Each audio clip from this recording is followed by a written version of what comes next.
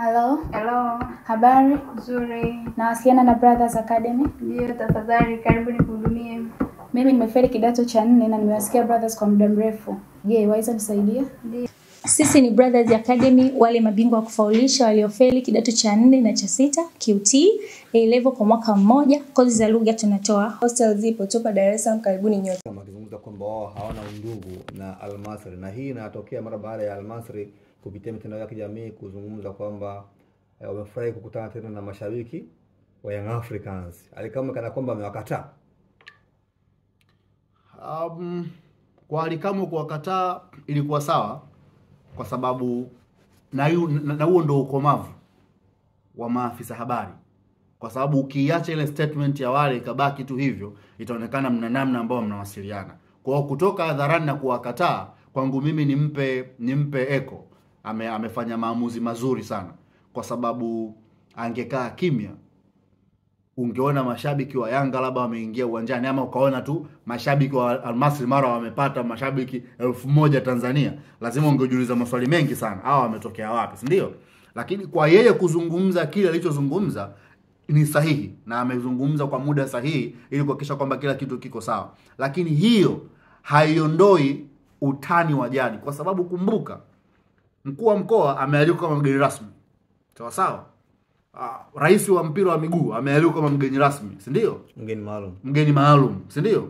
Katika hao wote kuna watu ambao wamealikwa specifically kwa ajili ya kuwakera upande wengine, kwa sababu ni Simba na Yanga ni watani wa jadi. Kwa hiyo usitegemee matokeo yakiwa tofauti na vile ambavyo Simba anataka kwamba hawatataniwa, wala Alikamwe atazungumza kitu.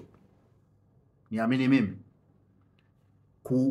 kwenye upande mzima wa utani wa jadi kati ya Simba na Yanga, mimi sitegemee kuona kitu kipya zaidi ya hichi. Ila kwangu mimi nimevutiwa sana na reaction ambayo Alikamwe ameamua kuichukua haraka sana, kwa sababu kwa namna yoyote ile ilikuwa ni lazima izungumzwe, kwa sababu ungeiacha tu na hang hivyo, jibu lolote lingekuwa jibu. Lakini sasa hivi unajua kabisa kwamba afisa habari wa klabu ya Yanga, hata kama sio official statement, ni yeye ameitoa kama afisa habari, it is very okay, kwa sababu akizungumza ni Yanga imezungumza.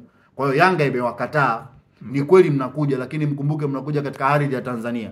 Katika hilo ambayo amelizungumza Alikamwe, unafikiri kwa upande wa mashabiki watasita kweli kuwashabikia Al Masry, kwa sababu tumeshuhudia haya kwa muda mrefu kwa Mkapa Dar es Salaam? Kweli nao watafuata kile ambacho amekizungumza Alikamwe? Nadhani kuna mara kadhaa tulikuwa na wewe uwanja wa Mkapa, Yanga akicheza na baadhi ya timu fulani katika mashindano ya kimataifa, na uliona kabisa namna gani ambavyo mashabiki wa Simba walikuwa wakiwashabikia ama wakiwa support hii timu nyingine, si ndio? Kwa huo ndio utani wa jadi. Kwa chochote, yani kwa upande wa mashabiki, mimi siwezi kuzuia wewe kumshabikia Al Masry, wala huwezi kunizuia mimi kumshabikia Al Masry, wala kumzuia Simba. Umeelewa? Kwa mwisho wa siku ni namna ambavyo mtu anajua utani wake. Na uzuri moja, mpira wetu sisi katika upande wa mashabiki hakunaga uadui. Hakunaga uadui wa kudumu. Uadui unakuwa pale dakika 90. Baada ya hapo utawakuta hao wakina Godi Yanga, sijui akina Mzaramo, sijui akina Jibisi na ngapi, au utawakuta wamekaa wanapiga story, na Mungu anawabariki, wanapata sponsorship, wanakuwa mabalozi kwenye mataasisi mbalimbali. Kwa mpira wetu sio uadui, na ndivyo ambavyo mpira wetu unakuwa. Na wale wanajua kabisa watakachokuja kukutana nacho kwa Mkapa, wanakuja kucheza na Simba, wanajua. Kwa lazima wajitengenezee mazingira ya mind game, kwamba lakini nijiandalie kijiji changu na mimi kije kunisupport, kunipa nguvu pamoja na wale ambao watakuwepo. Kwa mimi nafikiri wako sehemu sahihi na hauwezi kuwazuia mashabiki. Kwa hata kama rais wa Yanga angesema jamani, msifanye hivyo jamani, niamini mimi bado kuna mashabiki wa Yanga wangekaa pale, Simba amefungwa, ungewaona wanashabikia. Alikamwe alikuwa anahitaji mwaliko kwenye game hiyo, lakini kwa upande wake yeye bwana Ahmed Ally kana kwamba kama amempotezea hivi. Haoni kana kwamba hii pia inaweza kachagizwa pia. Alikamwe aliulizwa kwenye media moja, hizi social media za online moja, akaulizwa kwamba utakapopewa mwaliko utaenda? Akasema nikipewa mwaliko nitaenda, ila wasinichagulie pa kukaa. Hao ndio kwa maneno yake. Umeelewa? Sasa huyu sio rafiki yako. Waliopewa mwaliko wote wanakaa VIP na ni wageni rasmi, si wageni wa heshima, si ndio? Yule ameshasema kabisa, mimi ukinipa mwaliko nakuja, lakini usinipangie pa kukaa, wala usinipangie namna ya kushangilia. Sasa huyo sio rafiki yako. Na hawezi lakini pia haimzuie ukata tiketi kwenda kuangalia Simba. Kwa sababu uwezo kukata tiketi ya VIP Alikamwe nao. Anaweza kata VIP akakaa pale VIP. Na hilo tulilishuhudia wakati Gamondi yupo mara Yanga. Nyingi sana Gamondi mara nyingi mechi hivyo. za Simba alikuwa anatokea tena za kimataifa. Mara nyingi sana amekuwa amefanya hivyo. Hata Nabi alikuwa anafanya hivyo mara nyingi na baadhi ya wachezaji wa Yanga pia. Kwa sababu wanatamani kwenda kuangalia mpira unavyochezwa na performance ya wapinzani wao wakubwa. Kwa hiyo mimi sitashangaa nikimuona Alikamwe.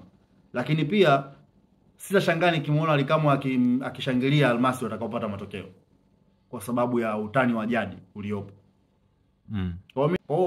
Kwangu mimi naona bado tuko sehemu sahihi na kijana yuko sehemu sahihi. Hawa wasemaji wa hizi klabu kubwa mbili, Simba na Yanga, Ahmed Ali na Alikamwe, wanafanya kazi kubwa sana. Achilia mbali makosa madogo madogo wanayofanya, lakini kazi wanayoifanya utakuwa ni mtu ambaye huna utimamu wa akili ukiwakataa.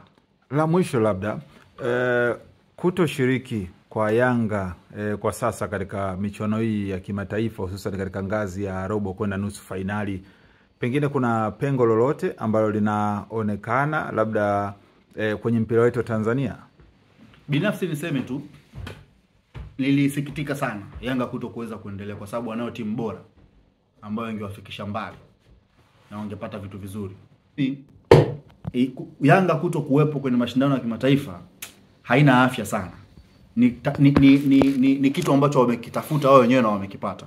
Uwezo wa Yanga kuendelea kimataifa robo mpaka huko mbele walikuwa nao. Changamoto ni kile ambacho walikuwa wanakipitia.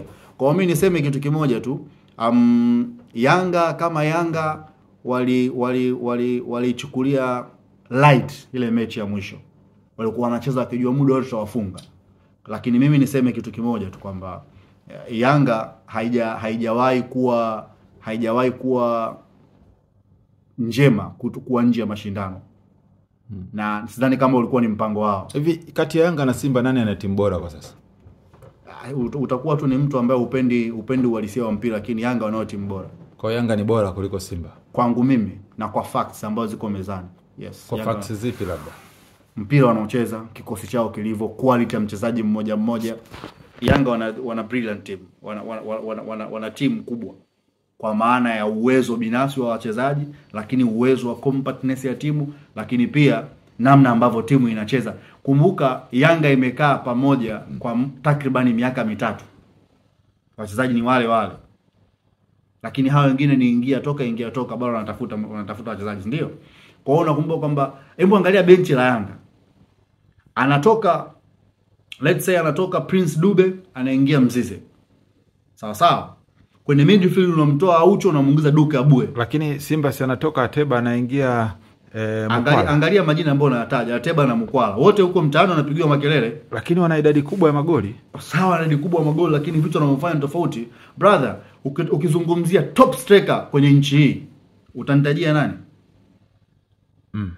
Tunakusikiliza wewe mtangazaji. Kwa sasa? Yes. Yupi labda? Dube.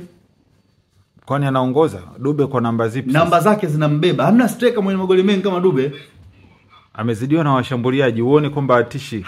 Sababu nafasi yake atakiwa wazidi wengine zaidi ya kuwa na assist. Hakuna mshambuliaji wala kiungo wala mtu yoyote ambaye anaongoza kwa magoli mengi kama Dube. Kwa maana hii unachukua assist pamoja na magoli, Dube anaongoza. Mbali na assist, magoli tupo anayeongoza goli moja.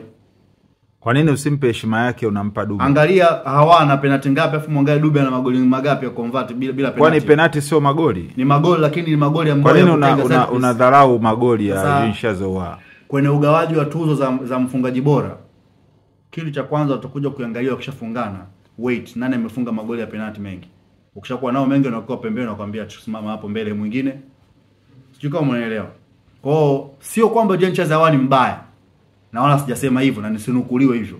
Ni bado ni mchezaji mzuri na ana uwezo wa kufanya vitu. Lakini pia na yeye ana sehemu yake ambapo anafika kuna kikomo chake pia. Ila Yanga wana timu bora kuliko Simba kwa msimu huu.